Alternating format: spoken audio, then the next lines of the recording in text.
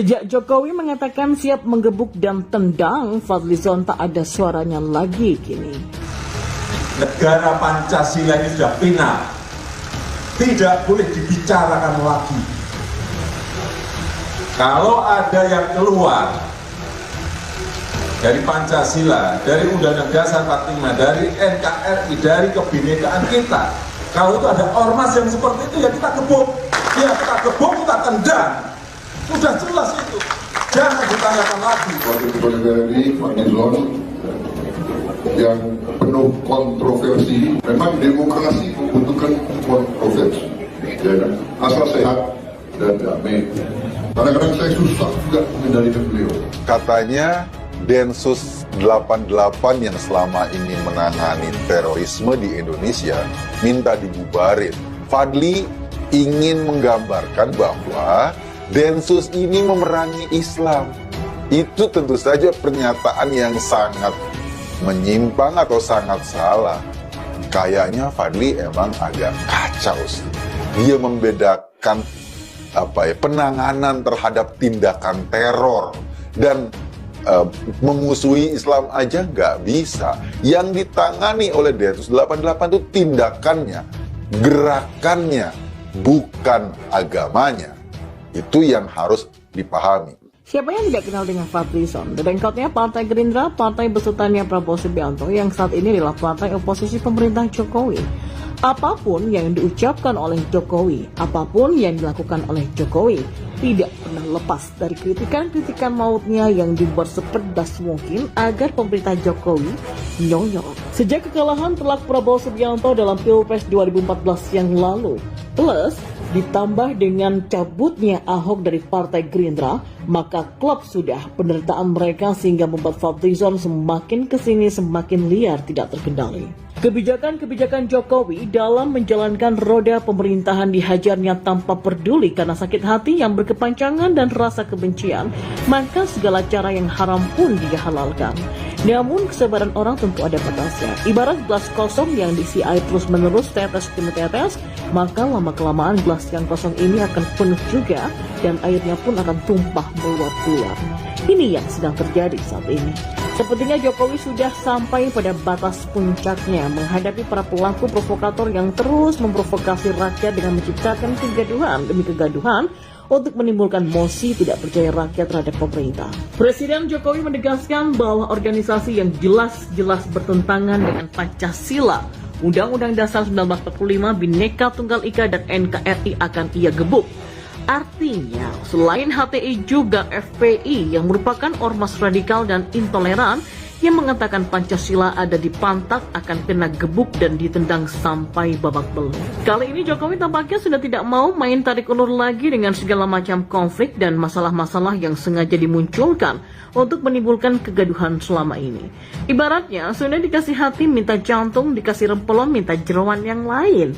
Jokowi pun menyatakan siap menggebuki kelompok-kelompok dan organisasi yang bertentangan dengan Pancasila dan Undang-Undang Dasar 1945 dan menindak tegas sesuai dengan hukum yang berlaku jika ada pihak-pihak yang sengaja mau mengadu domba, memecah belah masyarakat, apalagi sampai mengancam negara segala. Jokowi mengatakan, saya katakan kepada Kapolri jangan terpengaruh pakai hitung-hitungan yang lain. Kalau ada bukti silahkan ditindak, kalau gebuk ya gebuk saja, jangan ragu-ragu. Lalu, bagaimana Presiden Jokowi tidak dongkol? Negara-negara lain sudah berpikir bagaimana cara memindahkan manusia ke planet Mars, bangsa kita masih sibuk demo dengan hal-hal yang gak perlu. Siapa yang akan kena gebuk dan kena tendang? Jokowi menilai berbagai situasi yang memanas selama ini adalah framing menuju 2019, artinya bau-baunya dan gejala-gejalanya sudah ada sejak dini. Menurut Jokowi, pemicunya ada dua golongan, yaitu golongan kekuasaan politik dan golongan kepentingan bisnis yang terganggu.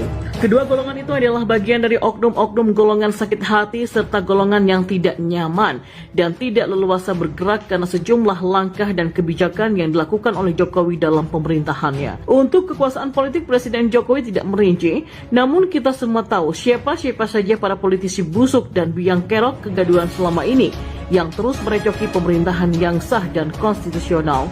Sedangkan golongan kepentingan bisnis yang terganggu, yaitu pihak-pihak yang tidak nyaman karena terganggu kepentingannya sebagai akibat dari penindakan dan penenggelaman kapal-kapal yang melakukan pencurian ikan, pembubaran petrol, rencana pembangunan kilang, pengaturan soal pangan dan distribusinya, dan yang terakhir soal daging. Cangkem si Fadlizon akhirnya bungkam. Ya, sebelum Jokowi berjanji akan mengebuk dan menendang golongan-golongan pengacau dan ormas-ormas anti Pancasila, Pak Fadlizon dengan pedenya memprotes keras pembubaran HTI. Fadlizon bilang bahwa HTI sudah punya kontribusi dalam pembangunan bangsa dan negara. Pemerintah harus meninjau kembali dan mencabut kebijakan membubarkan organisasi tersebut. Dia menganggap pemerintah hanya cari-cari masalah saja. Bahkan Fadlizon mengancam pemerintah dengan ucapan yang terselubung maknanya bahwa kekuatan HTI sangat besar dan akan ada kegaduhan di Indonesia kalau HTI dibubarkan. Tapi nyatanya setelah Presiden Jokowi memerintahkan kepada Kapolri dan Panglima TNI untuk tidak ragu-ragu menindak tegas segala bentuk tindakan dan ucapan yang mengganggu persatuan dan persaudaraan, mengganggu NKRI dan Bhinneka Tunggal Ika dan tidak sesuai dengan Pancasila dan Undang-Undang Dasar 1945, cangkem Fadlizon sampai saat ini pun lintung. Apalagi setelah Jokowi mengepalkan tinjunya ke udara yang siap menggebuk dan menendangi ormas-ormas dan golongan yang tidak sesuai dengan dasar negara. Suara Fadlizon tidak pernah muncul lagi. Entah nanti, namun sampai detik ini belum ada suaranya lagi. Kita tunggu saja nyalinya Fadlizon. Dan memang terlalu banyak pengkhianat bangsa di negara ini, terutama di level elit politik. Sudah saatnya Jokowi membasmi para parasit negara, menggebuk dan menendang tanpa ampun. Presiden kita sedang bekerja, bukan pencitraan. Saatnya memberikan shock terapi. Jadi apakah kita masih ingat ketika Jakarta dan sekitarnya dilanda mati lampu?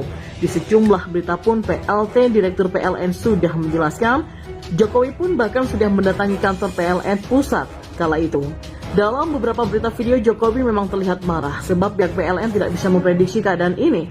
Dan itu adalah kejadian besar yang tidak bisa diprediksi oleh pihak PLN. Kejadian ini sungguh membuat semua rugi. Contohnya saja, listrik waktu mati ditambah juga dengan jaringan internet pun mati.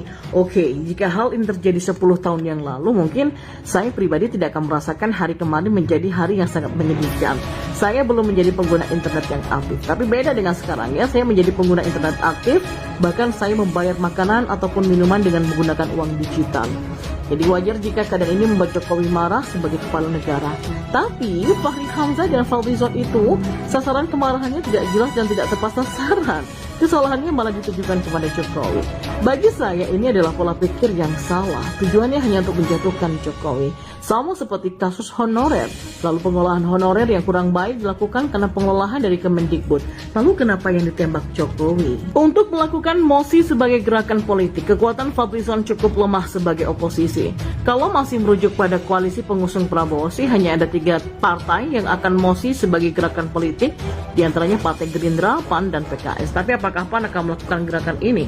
Rasanya PAN adalah partai yang oportunis ya. Lihat saja si Amin Rais terus menyerang PAN jika berkoalisi dengan Jokowi.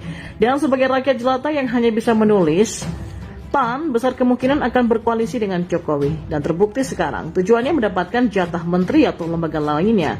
Hal ini sama terjadi pada Pilpres 2014 lalu dan ketika 2019 menjadi koalisi. Yang pasti kaum dulu yang mati-matian mendukung Prabowo, bahkan mereka yang memoles Prabowo menjadi orang yang religius, sesuai dengan pola mereka yaitu jualan agama alias jualan ayat dan mayat, sekarang mereka juga mati-matian berusaha untuk menggulingkan Jokowi. Terlihat jelas dari gerakan terstruktur yang mereka lakukan, selalu membonceng peristiwa-peristiwa besar yang terjadi. Dan sudah pasti gerakan-gerakan mereka ada yang mendesain, ada tangan-tangan kuat dan berduit yang menggerakkan mereka.